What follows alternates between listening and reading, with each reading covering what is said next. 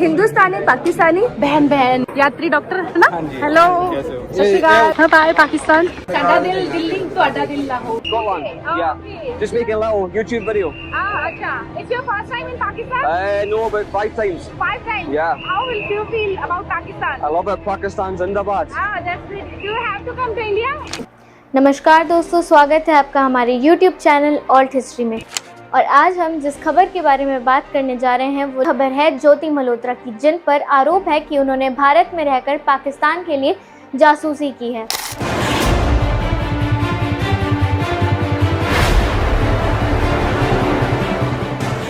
ज्योति मल्होत्रा एक यूट्यूबर और एक इन्फ्लुएंसर हैं और जिन्होंने यूट्यूब पर ट्रैवल व्लॉगिंग को एज अ करियर चुना था, लेकिन आज उन पर एक गंभीर आरोप लग रहा है कि वो पाकिस्तान की जासूस के रूप में काम कर रही हैं। आइए इस पूरे मामले को पूरी गहराई से समझने की कोशिश करते हैं और जानते हैं कि क्या हुआ, कैसे हुआ और पुलिस की जाँच अब तक कहाँ पहुँची है। ज्योति मल्होत्रा कौन है? ज्योति मल्होत्रा एक 33 साल की अविवाहित महिला है जो हरियाणा में हिसार में रहने वाली हैं। उन्होंने MBA की पढ़ाई की और दिल्ली में नौकरी कर रही थी, लेकिन कोरोना के समय वे अपने शहर हिसार लौट आईं और YouTube पर ट्रैवल ब्लॉगिंग शुरू की। उनके YouTube चैनल ट्रैवल विद जो के करीब 3.77 लाख सब्सक्राइबर हैं और ज्योति के इंस्टा और फेसबुक पर भी काफ़ी फॉलोवर्स पाए गए। ज्योति अपने ट्रैवल वीडियोस से लोगों का मनोरंजन करती थी। वो जहाँ भी जाती थी, जैसे काशी विश्वनाथ मंदिर, कुंभ मेला, वृंदावन या दुबई, वहाँ की तस्वीरें और वीडियो शेयर करती थी। YouTube एक ऐसा प्लेटफॉर्म है जहाँ लोग तरह तरह की वीडियोस बनाते हैं। कोई ट्रैवल वीडियोस डालता है, कोई फूड वीडियो डालता है, कोई रोज़मर्रा की ज़िंदगी डालता है, तो कोई न्यूज़ या एजुकेशन की वीडियो शेयर करता है। और इसी में ज्योति ने YouTube पर ट्रैवल वीडियो को अपना करियर चुना और जिसमें वो पूरी दुनिया घूमती थी और वहाँ से अपने एक्सपीरियंस को लोगों तक शेयर करती थी। यूँ तो दुनिया में 193 देश हैं, लेकिन लोगों का ध्यान उन जगहों पर ज़्यादा जाता है जहाँ या तो जाना मुमकिन नहीं होता या जाने में मुश्किलें होती हैं, जैसे कोई युद्धग्रस्त देश। और ऐसे में ज्योति ने पाकिस्तान को एज अ कंटेंट चुना क्योंकि वहाँ की जानकारी लोगों में जिज्ञासा पैदा करती है। आइए बात करते हैं उस समय की जब ज्योति को पकड़ा गया। हिसार पुलिस ने ज्योति को 15 मई 2025 को गिरफ्तार किया और उन पर आरोप लग रहे हैं कि वो पाकिस्तान के लिए जासूसी कर रही हैं। पुलिस और जांच एजेंसियां उससे पूछताछ कर रही हैं। ज्योति अपने माता पिता की इकलौती संतान है और इसी बीच उनके YouTube चैनल से पिछले 1 महीने से लगातार पाकिस्तान से जुड़ी कई वीडियो भी पाई गई हैं, जैसे लाहौर में शॉपिंग, हिंदू मंदिरों की यात्रा और पाकिस्तान की लग्जरी बसों की सैर। और इसके अलावा पिछले 4 महीने पहले वो कश्मीर भी जा चुकी हैं और 1 साल पहले वो चीन की यात्रा भी कर चुकी हैं। जांच एजेंसियों को ज्योति पर शक तब से हुआ जब उनके वीडियोस में एक खास पैटर्न दिखा। वो बार बार पाकिस्तान गई, फिर कश्मीर और चीन भी गई। उनकी वीडियो में पाकिस्तान की तारीफ़ें और सकारात्मक छवि बनाने की भी कोशिश देखी जा रही है। इसके अलावा 30 मार्च 2024 को उन्होंने एक वीडियो डाला जिसमें वो दिल्ली में पाकिस्तान हाई कमीशन की इफ्तार पार्टी में शामिल थी। वहां उनकी मुलाकात दानिश नाम के एक कर्मचारी से हुई जो उनके साथ काफ़ी दोस्ताना व्यवहार कर रहा था। और इसी बीच 13 मई 2025 को भारत सरकार ने दानिश को अवांछित व्यक्ति घोषित करते हुए उसे देश निकाला का आदेश दे दिया क्योंकि उस पर जासूसी का शक था। ज्योति मल्होत्रा को भी हिरासत में ले लिया। और अभी जिस पॉइंट ऑफ व्यू के बारे में हम बात कर रहे हैं वो अभी सिर्फ मीडिया के पॉइंट ऑफ व्यू की बात कर रहे हैं। और इसी बीच में हम एक चीज़ आपको क्लियर करना चाहते हैं कि ये जो सारी बातें निकल के आ रही हैं ये मीडिया के पॉइंट ऑफ व्यू से अभी मैं आपको एक्सप्लेन कर रही हूँ। मीडिया रिपोर्ट्स के मुताबिक ज्योति ने पाकिस्तान हाई कमीशन में दानिश से संपर्क बनाया और उनसे फ़ोन नंबर लिया। दानिश ने ज्योति को 2023 में 10 दिन के लिए वीज़ा पर पाकिस्तान भेजने में भी मदद की और वहां उनकी मुलाकात अली अहवान नाम के एक व्यक्ति से हुई और जिसने उनके रहने और घूमने का इंतजाम किया। अली ने उन्हें 2 और लोगों से मिलाया, शाकिर और राणा शहबाज, जो कि पाकिस्तानी खुफिया अधिकारी हैं। और यहाँ एक बात सोचने वाली है कि ज्योति ने शाकिर का नाम अपने फ़ोन में जट रंधावा के नाम से सेव किया ताकि शायद कोई शक न करे। और एज पर मीडिया रिपोर्ट ज्योति के व्हाट्सएप, स्नैपचैट, टेलीग्राम जैसे इनक्रिप्टेड ऐप्स के जरिए पाकिस्तान को संवेदनशील जानकारी भेजी। हालांकि पुलिस की अभी भी जांच जारी है और उसने ऐसी कोई भी संदेहजनक चीज नहीं पाई है। ज्योति की एक तस्वीर पाकिस्तान की पूर्व प्रधानमंत्री नवाज शरीफ की बेटी मरियम नवाज के साथ भी सामने आई, जिसमें वो हिंदू और सिखों को पाकिस्तान के धार्मिक स्थलों पर बुलावा देती हुई नजर आ रही हैं। ਤੇ ਬੜਾ ਅੱਛਾ ਮੈਨੂੰ ਲੱਗਿਆ ਇੱਥੇ ਆ ਕੇ ਔਰ ਮੈਂ ਚਾਹੁੰਦੀ ਹਾਂ ਕਿ ਇੰਡੀਆ ਦੇ ਜਿਹੜੇ ਪੰਜਾਬ ਦੇ ਸਾਡੇ ਭੈਣਾਂ ਨੇ, ਭਰਾ ਨੇ, ਬਜ਼ੁਰਗ ਨੇ, ਉਹ ਇੱਥੇ ਬੜੇ ਸ਼ੌਕ ਨਾਲ ਆਉਣ, ਉਹਨਾਂ ਵਾਸਤੇ ਇੱਥੇ ਆਸਾਨੀਆਂ ਹੋਣ, ਸਾਰਾ ਕੁਝ ਹੋਵੇ। ਤੇ ਸਾਡੇ ਰਮੇਸ਼ ਸਿੰਘ ਅਰੋੜਾ ਸਾਹਿਬ ਨੇ ਜੀ, ਜੋ ਪਹਿਲੇ ਸਿੱਖ ਮਿਨਿਸਟਰ ਨੇ ਪਾਕਿਸਤਾਨ ਦੇ, ਇਹਨਾਂ ਨੂੰ ਮੈਂ ਕਿਹਾ ਹੈ ਕਿ ਇਹਨਾਂ ਨੂੰ ਖੋਲੋ, लोगों को बुलाओ, इतने सहूलियात पैदा करो ताकि लोग आए, आराम से रहें। बहुत खुशी हुई आपसे आज मिलकर। Thank you very much, thank you sir. और इसमें एक और नज़रिए सामने आता है कि शायद पाकिस्तान ज्योति के जरिए पाकिस्तान की एक सकारात्मक छवि बनाने की कोशिश कर रहे थे। जांच अधिकारियों को इस बात का भी शक है कि ज्योति एक नॉर्मल लाइफ जीती हैं फिर भी, और जब वो विदेश यात्रा करती हैं तो वो फर्स्ट क्लास फ्लाइट बुक करती हैं और विदेश में भी वो लग्जरी गाड़ियों में घूमती हैं। तो आखिर उनके पास इन यात्राओं को करने का फंड कहाँ से आ रहा है या कौन से सोर्सेज हैं जो उन्हें स्पॉन्सर कर रहे हैं, और ये भी एक जांच का विषय है। और ज्योति की चीन यात्रा से ही जांच एजेंसियों की नज़र ज्योति पर आ गई। 18 मई को हिसार के एसीपी शशांक ने कहा कि ज्योति पाकिस्तान की खुफिया एजेंसी ISI के संपर्क में थी, क्योंकि उसकी कुछ तस्वीरें एक सहेली के अकाउंट पर मिली जो कि संवेदनशील हो सकती हैं। हिसार पुलिस का कहना है कि जब तक जांच पूरी नहीं हो जाती तब तक मीडिया में कोई भी बयान जारी नहीं किया जाएगा, और मीडिया में चल रही सभी खबरें अभी सिर्फ एक अटकलें हैं। और इसी बीच ऑपरेशन सिंदूर के समय ज्योति की कुछ तस्वीरें वायरल हुई जो कि पाकिस्तान हाई कमीशन से जुड़ा हुआ था। अभी इस मामले पर पुलिस द्वारा जांच की जा रही है और कोई भी पुख्ता सबूत जारी नहीं किए गए, लेकिन इस पूरे मामले में हमें एक चीज़ सीखने की ज़रूरत है। हमें अपने देश की सुरक्षा को सबसे पहले स्थान पर रखना चाहिए। दुनिया में 193 देश है जहां से ढेरों कंटेंट क्रिएट किए जा सकते हैं, लेकिन अगर हमारे देश के संबंध किसी दूसरे देश से अच्छे नहीं हैं और हम उस देश की तारीफ करते हैं या उस देश की सकारात्मक छवि बनाने की कोशिश करते हैं, तो इससे हम अपने देश को खतरे में डालते हैं।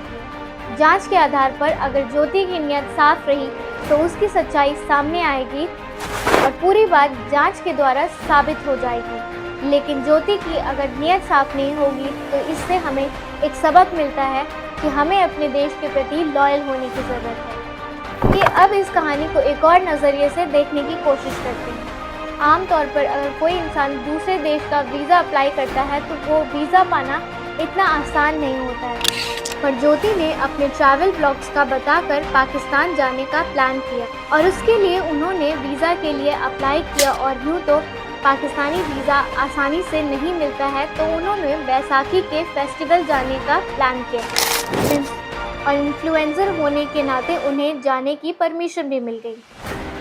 और अप्रैल 2023 में वो वहाँ घूमी और उन्होंने वहाँ बहुत कुछ एक्सप्लोर किया।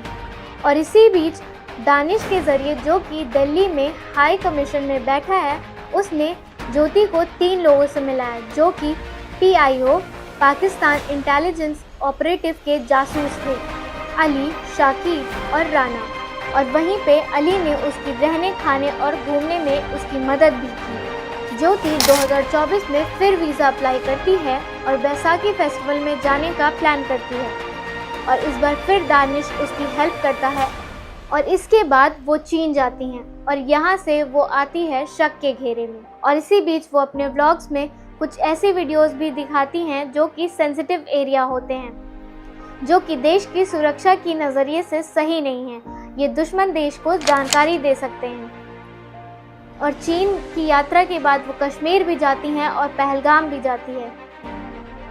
आइए अब इसे एक और नज़रिए से देखते हैं। कभी कभी जब ब्लॉगर वीडियोस बनाते हैं तो वो कई वीडियोस कैप्चर करते हैं, कुछ ऐसे सेंसिटिव एरियाज भी कैप्चर कर लेते हैं जो देश की सुरक्षा पर हानि का कारण बनते हैं। इस समय अगर कोई देश किसी देश की जासूसी करना चाहता है तो वो लोगों की वीडियो के ज़रिए बहुत सी जानकारी इकट्ठा कर सकता है, कि जिम्मेदारी बनती है कि वो उन सेंसिटिव एरिया को ना कवर करे जो कि देश की सुरक्षा में बाधा का कारण बन सकती है। इस पूरे मामले में एक चीज़ ध्यान देने वाली है कि अभी पूरी जांच कंप्लीट नहीं हुई है और पुलिस ने अभी कोई भी पुख्ता सबूत मीडिया को नहीं जारी किए हैं। और इसी बीच मीडिया का भी एक दायित्व बनता है कि वो जब तक जांच पूरी नहीं हो जाती कोई भी मनगढ़ंत कहानी किसी के बारे में ना शेयर करें।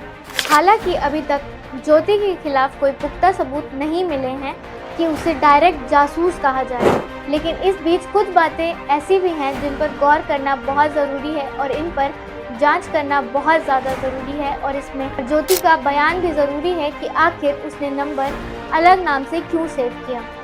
हालांकि मीडिया सोर्सेज ने अभी बहुत कुछ ज्योति के बारे में शेयर कर रखा है, जैसे कि उसकी डायरी, उसके व्हाट्सएप चैट की स्क्रीनशॉट एक्सेट्रा एक्सेट्रा, लेकिन अभी भी पुलिस ने उसकी जांच को कंप्लीट नहीं किया है और अभी भी उसके फ़ोन और सारे इलेक्ट्रॉनिक डिवाइस की जांच अभी भी जारी है। तो कई बार कोई व्लॉगर जब फेमस या लोगों की नज़र में आ जाते हैं तो उनके लिए किसी भी एरिया पर एक्सेस पाना थोड़ा ईजी हो जाता है। कई बार लोग उन्हें स्पॉन्सर करने के लिए अपनी जगहों पर आने के लिए भी इनवाइट करते हैं। ऐसे में ब्लॉगर्स को भी बहुत कुछ चीज़ें ध्यान देने की ज़रूरत है कि वो जो भी इंफॉर्मेशन शेयर करें वो कॉन्फिडेंशियल अगर है तो उसे कॉन्फिडेंशियल रखें, ना कि उसे पब्लिक करें। ब्लॉगर्स को देश के सेंसिटिव एरियाज़, बॉर्डर एरियाज़ और बहुत सी ऐसी जगहों की वीडियोस नहीं क्रिएट करनी चाहिए जो कि देश की सुरक्षा में बाधा लाती हैं।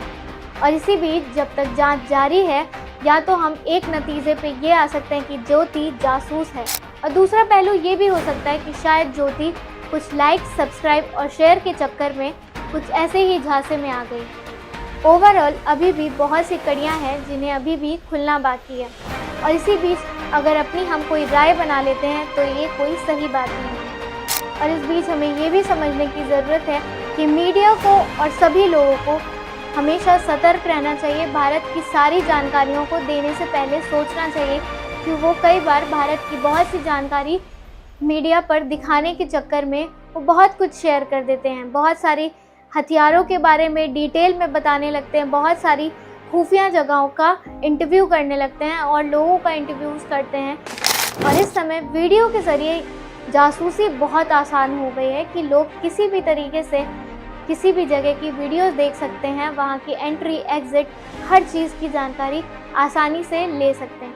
तो इस समय हमें एक जागरूक नागरिक होने के साथ साथ एक जागरूक मीडिया भी होना चाहिए कि हमें कुछ भी शेयर करने से पहले उसको ये सोचना चाहिए क्या ये जानकारी हमें शेयर करनी चाहिए या नहीं। हमें हर चीज़ शेयर करने की ज़रूरत नहीं है। और इस पूरे ऑपरेशन सिंदूर के ज़रिए हम एक और चीज़ भी देखते हैं कि जब ऑपरेशन सिंदूर कंडक्ट हुआ तो हमें देश में बहुत से ऐसे जासूसों के बारे में भी पता चला जो भारत में रहकर भारत के खिलाफ जासूसी कर रहे थे। ज्योति, गजाला, सुखप्रीत सिंह, नोमान इलाही, देवेंद्र सिंह, अरमान और मोहम्मद तारी, इन सभी नामों में एक चीज़ कॉमन पाई गई, इन सबका कनेक्शन दानिश के साथ था। गजाला को भी दानिश ने वर्गलाया था और ऑपरेशन सिंदूर के ज़रिए ही ये सारी कड़ियाँ खुलने लगी कि दानिश का इतने लोगों से इन्वॉल्वमेंट है और दानिश इन सभी लोगों को वीज़ा प्रोवाइड करने के झांसे में लिया करता था। अभी ये क्लियर नहीं हुआ है कि दानिश ने कोई इन्फॉर्मेशन शेयर की थी या नहीं की थी, लेकिन इन सभी लोगों के नाम दानिश से जुड़े हुए थे कि ज्योति ने डिफेंस या मिलिट्री की कोई इन्फॉर्मेशन शेयर की थी या नहीं की। और फ़ोन और सारे इलेक्ट्रॉनिक डिवाइस अभी भी फॉरेंसिक डिपार्टमेंट के पास जांच के लिए हैं। तो जिस तौर पर मीडिया में उसकी डायरी और चैट्स के बारे में सुर्खियां चल रही हैं, अभी उसके बारे में कुछ नहीं कहा जा सकता कि वो सच है कि झूठ। क्यों? लेकिन इस पूरे मामले में ये सोचने वाली बात है कि ज्योति जानती थी कि जिन लोगों से वो मिल रही है वो PIO पाकिस्तान इंटेलिजेंस ऑपरेटिव हैं। ज्योति का उनसे कॉन्टैक्ट और कनेक्शन रखना एक संदेह को पैदा करता है। और मीडिया को भी हर मुद्दे पे बात करने से पहले उस पूरी जांच को समझना ज़रूरी है, और जब तक जांच कंप्लीट नहीं हो जाती उस पर किसी भी नतीजे पर आना सही नहीं है, और फेक इन्फॉर्मेशन शेयर करना तो बिल्कुल भी सही नहीं है। आशा करते हैं आपने इस वीडियो से बहुत कुछ सीखा होगा और इस वीडियो को एंड करने से पहले हम ये क्लियर करेंगे कि हम भी इस वीडियो में किसी नतीजे पर नहीं पहुंचते हैं, क्योंकि जांच अभी भी जारी है। और मैं आशा करती हूँ कि अगर ज्योति की नीयत साफ़ है तो उसकी साफ़ नीयत से सच्चाई बाहर आएगी, और अगर ज्योति की नीयत साफ़ नहीं है तो वो बात भी जांच के दौरान सामने आएगी। अगर आपको ये वीडियो पसंद आई है तो इसे लाइक कीजिएगा और इसे अपने दोस्तों तक शेयर कीजिएगा, और अगर आप इस चैनल पर नए हैं तो इस चैनल को सब्सक्राइब ज़रूर कीजिएगा। तब तक के लिए stay happy, stay healthy. Embassy के इस प्रोग्राम में जो भी पहुंची हुई हैं आप सभी परिचित है कि इन्होंने भी पाकिस्तान के काफ़ी अच्छे टूर्स किए हैं और काफ़ी लोगों को वहाँ के बारे में बताया है। यहाँ देखिए हमारे पवित्र नदी जय माँ गंगे यमुना सरस्वती जी का संगम होता है यहाँ पे।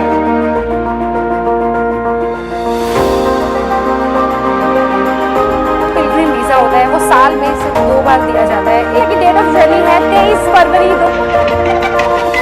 यस, हम इंडिया को जिताने वाले हैं।